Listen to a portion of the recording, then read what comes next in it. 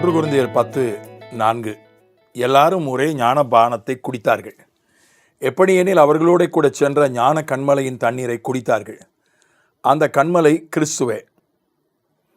யாத்திராகமும் 17 எண்ணாகமும் 20 ஒரு பாறையிலிருந்து தண்ணீர் வந்ததாக சொல்லப்பட்டிருக்கிறது. பாறையை அவன் அடித்தான். முதன்முறை ஆண்டவர் அடிக்க சொன்னார். அப்போது தண்ணீர் புறப்பட்டு வந்தது. யாத்திராகமம் 17:6 அங்கே ஓரேபிலே நான் உனக்கு முன்பாக கண்மலையின் மேல் நிற்பேன், நீ அந்த கண்மலையை அடி, அப்பொழுது ஜனங்கள் குடிக்க அதிலிருந்து தண்ணீர் புறப்படும் என்றான். அப்படியே மோசே இஸ்ரவேல் மூப்பரின் கண்களுக்கு முன்பாக செய்தான். இது ஒரு கண்மலை என்றால் ஒரு பாறையை அடித்ததுனால தண்ணீர் வந்தது. என்னாகும் 20 இந்த இதே போன்ற சம்பவம் சொல்லப்பட்டிருக்கிறது. என்னாகமும் 20:10 மோசேயும் ஆரோனும் சபையாரை கண்மலைக்கு முன்பாக குடிவரச் செய்தார்கள்.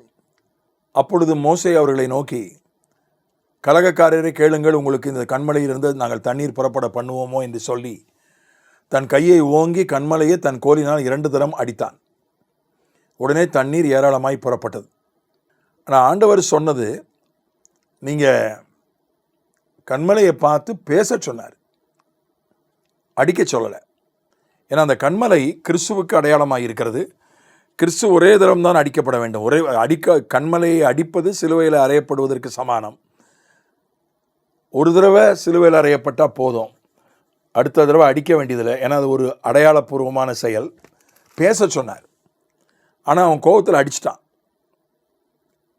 அதனால் இது காதேஸ் என்கிற இடத்துல நடந்ததாக வேதம் சொல்கிறது.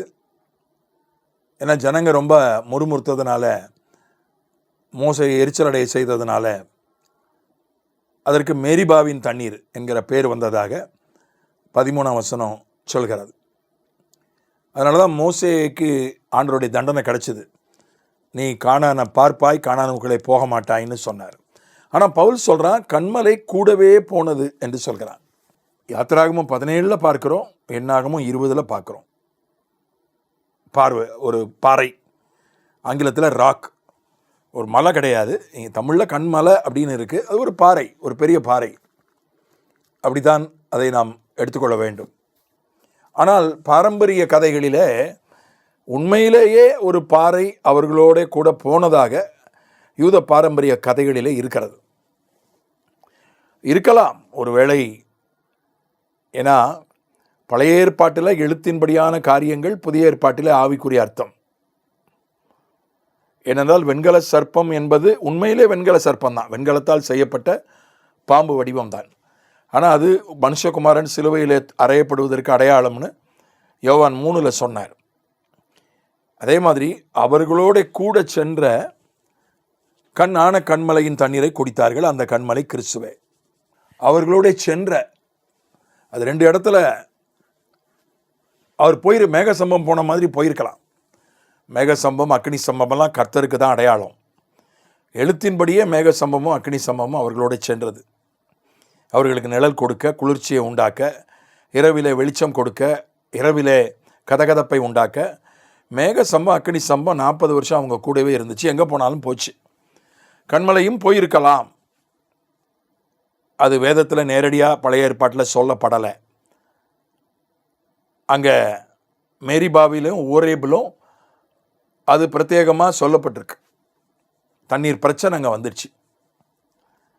எங்கெல்லாம் தண்ணீர் இல்லையோ அப்போது அந்த கண்மலையிலிருந்து அவர்கள் தண்ணீரை எடுத்திருக்கலாம் என்று நாம் புரிந்து கொள்ள முடியும். ஆனால் திட்டமாக சொல்லப்பட்டிருக்க ஞான கண்மலை, புதிய ஏற்பாட்டின் வெளிச்சத்தில் அது ஆவிக்குரிய பாறை, ஆவிக்குரிய கண்மலை கிறிஸ்துவே. அந்த பானம் ஆவிக்குரிய பானம் என்று சொல்லப்பட்டிருக்கிறது. ஜீவ தண்ணீர். அவர் ஜீவ கண்மலை அல்லது ஞான கண்மலை. அதிலிருந்து வந்த தண்ணீர் ஞான பானம் அல்லது ஜீவ தண்ணீர்னு சொல்லலாம். யோவானில் 4 அதிகாரம் 10-14 வரை இயேசு சொல்கிறாரு, நான் கொடுக்குற தண்ணியை குடித்தா உனக்கு தாகமே எடுக்காது, அது நித்திய ஜீவகாலமெல்லாம் உனக்குள்ள ஊற்றாக ஊறிக்கொண்டே இருக்கும்னு சொன்னார். ஆவிக்குரிய தாகத்தை குறித்து சொன்னார். ஆவிக்குரிய தாகத்தை தீர்க்கக்கூடிய ஜீவ தண்ணீரை குறித்து சொன்னார். அது பழைய ஏற்பாட்டிலே அவர் அப்படிதான், இயேசு அப்படிதான் வெளிப்பட்டிருக்கிறார். ஞான கண்மலையாக, ஞான பானத்தை தருகிறவராக பழைய ஏற்பாட்டிலே தன்னை வெளிப்படுத்தி இருக்கிறார். புதிய ஏற்பாட்டிலும் அவர் ஜீவ தண்ணீரை தருகிறவராகத்தான் தன்னை அறிமுகப்படுத்தி கொண்டார். அவர் கொடுக்கிற அந்த ஜீவ தண்ணீர் நம்முடைய ஆவிக்குரிய ஆன்மீக தாகத்தை தீர்க்கிறது. அவர் கொடுக்கிற ஜீவ தண்ணீர் தான். ஆனால் 1 பேதுரு 2:4-7 வரை அவரை ஒரு கல்லாக, ஒரு ராக்காக அல்ல, ஸ்டோனாக, ஒரு கண்மலையாக அல்ல, ஒரு கல்லாக அங்கே படம் பிடித்து காட்டுகிறான் பேதுரு. அது தள்ளப்பட்ட கல். அங்கே பழைய ஏற்பாட்டிலே சொல்லப்பட்ட கல், கற்பாறை, கண்மலை, தாகத்தை தீர்க்கிற தண்ணீரை தந்த ஒரு கண்மலை. பேதுருவின் நிருபத்தில் சொல்லப்பட்டிருக்கிற கல்லாக அவர் சித்தரிக்கப்படுகிறார். அது விலையேறப்பட்ட கல், பரீட்சிக்கப்பட்ட கல், அது கட்டடம் கட்டுவதற்கான கல், நம்முடைய வாழ்க்கையை கட்டி எழுப்புவதற்கு அது ஒரு மூளைக்கல்லாக இருக்கிறது.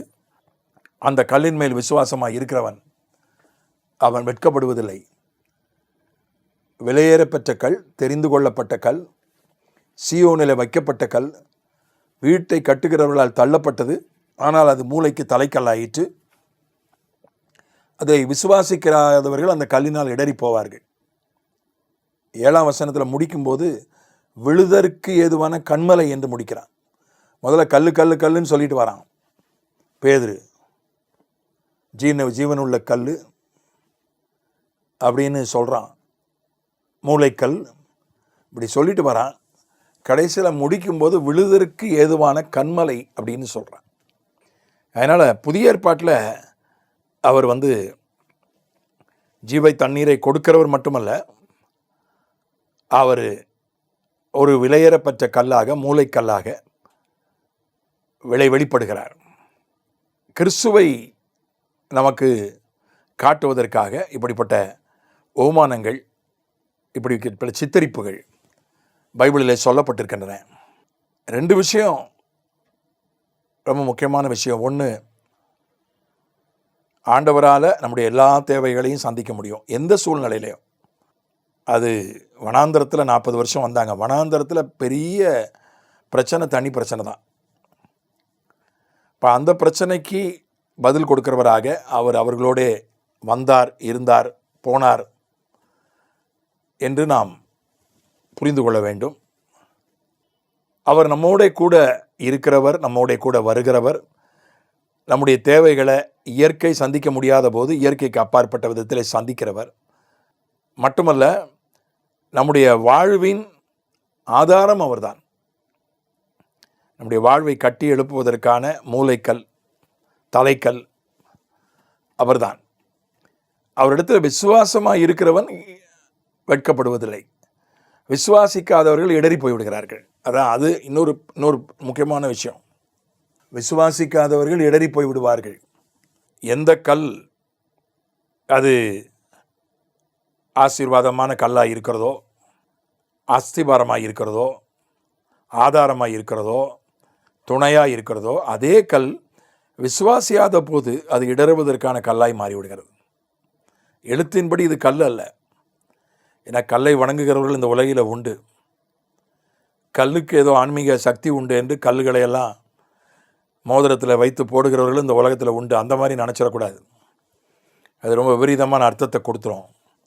இது ஒரு ஓமானம், இது ஒரு சித்தரிப்பு. ஞான கண்மலை, நம்மோட கூட வருகிற ஞான கண்மலை, நமக்கு ஞான பானத்தை கொடுக்கிறவர். ஆமென்.